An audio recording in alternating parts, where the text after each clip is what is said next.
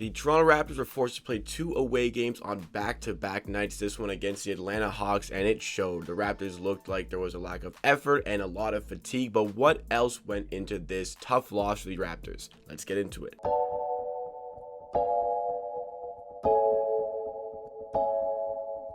Welcome to the Raptors Roundup on Amateur Sports. This is the segment on the channel where we round up the Raptors game from the night before. On the channel Amateur Sports, where you get NBA content with a focus on the Toronto Raptors at least 4 days a week. Plus, we have a whole lot of live stream watch-alongs like the one we did last night for the game against the Atlanta Hawks. And even though the Raptors lost, we did have a good time. So, with all this Raptors content, make sure if you like what you see from today's video and you want more of myself talking about the Toronto Raptors and content just like this, you hit that subscribe button down below. But let's get into our Raptors roundup for the game against the Hawks. So what we're going to do, we're going to give you a brief overview of the game. We're going to take you through a synopsis of proceedings, and then we're going to give you 3 takeaways to move on with for the future. So to get started, the Raptors, like I said in the intro, the Raptors are coming off back-to-back nights. They played the Brooklyn Nets and had a lot of effort, a lot of desire, had to really push the narrative, force the ball in transition, and they worked for that win. It was a very tough and gritty win against that Brooklyn Nets team. But then, having played in Brooklyn, they got to go all the way to Atlanta and play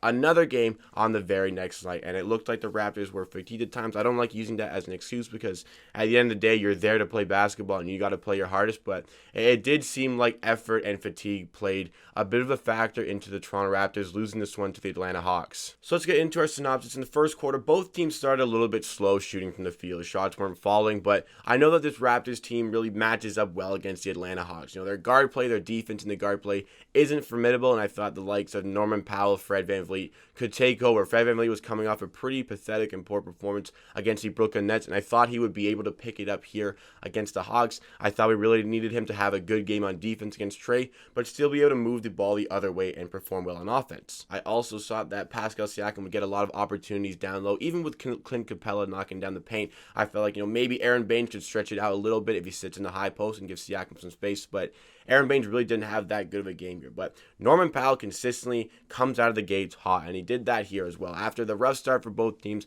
Norman Powell starts knocking down some shots, starts slashing to the rim. He was fantastic again, further pushing the argument that he should be a starter when everybody is healthy. But we will have to see when OG Anunoby is available again. It looks like OG is going to be out for another week or so, which is tough news for the Raptors. Even though they got it done on defense against the Nets, we were really missing him for this one against the Hawks. So hopefully he is back sooner rather than later. Baines continued to struggle in this game. I thought that it was a good matchup for him against Clint Capella, but Capella really dominated that duo there because on the other end, on offense for the Hawks, Capella was getting everything he wanted at the rim. He was grabbing a ton of offensive rebound, getting lobs thrown to him, easily throwing them down. And honestly, Baines has been great over the last 2 weeks. This was his first poor performance in quite a while, and his lack of second half minutes really showcased that.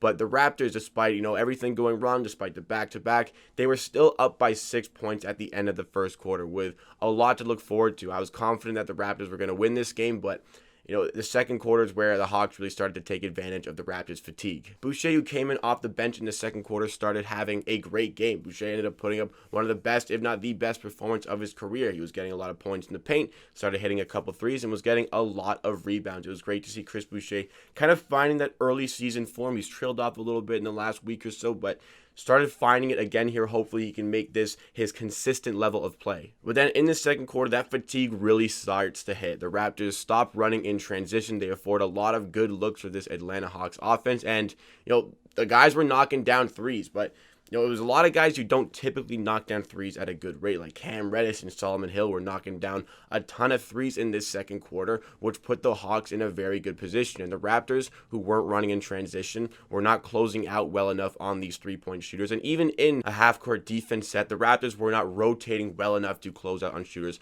affording a lot of opportunities for the likes of, Cam Reddish and Solomon Hill, who aren't great shooters, but also the good shooters, like Danilo Gallinari, who was getting a lot of opportunities on the outside in this game. So the Hawks go on some runs because of their hot shooting, but it's also on the Raptors for not being able to play proper defense on these shooters. And the Raptors couldn't really keep up with that Atlanta Hawks offense because Lowry and Fred VanVleet have pretty poor field goal percentage nights. They weren't shooting well at all, and the Hawks just seemingly took over in the second quarter, and from that point on, it really seemed like the Raptors didn't have a grip of this game. It was more or less the Raptors just chasing it, maybe getting a run every now and then, but the Hawks were just in cruise control, and they had a real grip on this game from the second quarter onward. So with the Raptors defense really struggling, Boucher and Siakam, who contributed a lot on offense in the second quarter, were not enough, and they needed help. And for that reason, the Hawks were up 3 at halftime. And that's only 3. It's only 3 points for the Atlanta Hawks, but the Raptors need to start clawing back in this game. In the third quarter, I was pretty adamant on the stream that the Raptors would sort out the defense over the halftime period. Nick Nurse would lay into them and say, you got to really close out on these shooters. But that is exactly what didn't happen for the Raptors, who came out pretty flat for the third quarter and afforded the Atlanta Hawks a 7-0 run to start off the third quarter and the second half, which put the Hawks up 73-63. But then the Raptors, after calling a timeout, bring it back within a close game, 73-71. And they had some momentum, but the Hawks call a timeout. And this is about when the refs really took over the third quarter. I thought they had been, not fantastic up to that point, but I didn't think they were that bad up to this point in the third quarter. But then they started calling fouls on everything. Trae Young got 3 fouls on 3 straight possessions, flopping on all 3 occasions, and the refs just get baited into a call. The Raptors picked up technicals in this situation, and it gave the Hawks a really good run. And this is just the second game in a row that the referees have really stumped any Raptors momentum. But then all of a sudden, the referees just completely switched sides, and the Raptors, who started flopping on the other end because they saw what's going to get calls. They saw what gets Trae Young the calls. They started doing it themselves. Chris Boucher started getting a ton of free throws. Fred VanVleet started baiting guys like Danilo Gallinari into giving him free throws. And the Hawks, Rajon Rondo got a technical. So the referee, well, it was really bad for both sides, but it really stumped any sort of Raptors momentum, and it really killed the flow of the game as the Raptors started building into the game. And the Hawks just continued to roll. The refereeing was bad on both ends, giving every team a ton of free throws, giving both teams a lot of really bad calls on flops. And it was just a pretty brutal game to watch in the third quarter because of all that. And despite all the troubles, all the stoppages, the Raptors defense could never find themselves. And I was really perplexed that Yuta Watanabe wasn't getting in this game. He barely got any time in the first half, and if I'm not mistaken, barely got any time in the second half. Now, the Raptors' rotations were the things that were breaking them down on defense, and I feel like Yuta is a guy who is so intelligent when it comes to his defensive positioning that he would have been perfect for this game, especially going out and contesting on threes, but Nick Nurse never put him in. And when the Raptors are fatigued, depleted because they're playing back-to-back nights, you really have to stretch your bench to make sure you have guys who are fully healthy and fully energized to be on the court. And Yuta, who barely got any minutes in this game, who has been and has showed to be one of the better defenders on the Raptors over the last month or so, I have no idea why he wasn't getting any opportunities on the court. The Raptors find themselves down by a decent margin going into the fourth quarter, but this game is not over just yet. So moving into the fourth, it would be over if the Raptors cannot figure out the offense, and Chris Boucher is pretty much hung out to dry.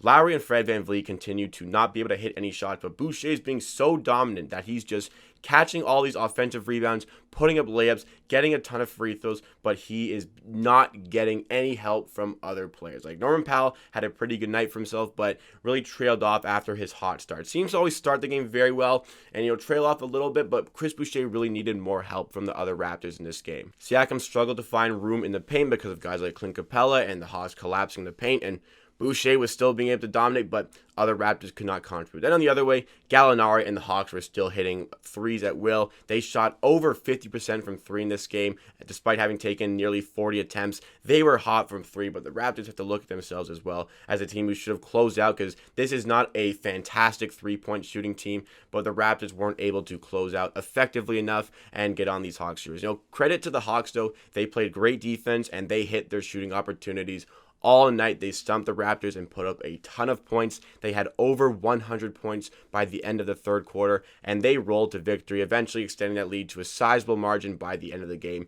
And the Raptors followed this one. It really pains me to watch the Raptors beat the Brooklyn Nets in such a great game against a great team, but fall to a mediocre Atlanta Hawks team. I know the Hawks have improved over the offseason, but that's still not a fantastic Hawks team. And after beating the Nets, you really want to be able to beat a team like the Atlanta Hawks and claw yourself back to 11-12 rather than fall to 10-13. The Raptors never could quite get within reach in the fourth quarter. Every time they had a bit of a run to get themselves close, the Hawks would hit just a dagger on the other way. Props to the Hawks again, hit big shots all night. Hopefully the Raptors will be able to bounce back tomorrow night against the Memphis Grizzlies. We will be doing a live stream watch along for that one as well if you wanted to stick around and have fun. During a live stream, we had a great time even though the Raptors lost, so I hope to see you guys there for the next game against the Memphis Grizzlies. But why don't we get into the 3 takeaways for the game? So the first key takeaway is the Raptors defense lacked effort and it was clearly fatigued. And they weren't closing out on shooters, which gave the Hawks a lot of opportunities to hit their threes. Ended up shooting over 50% on the night. But even in rotations,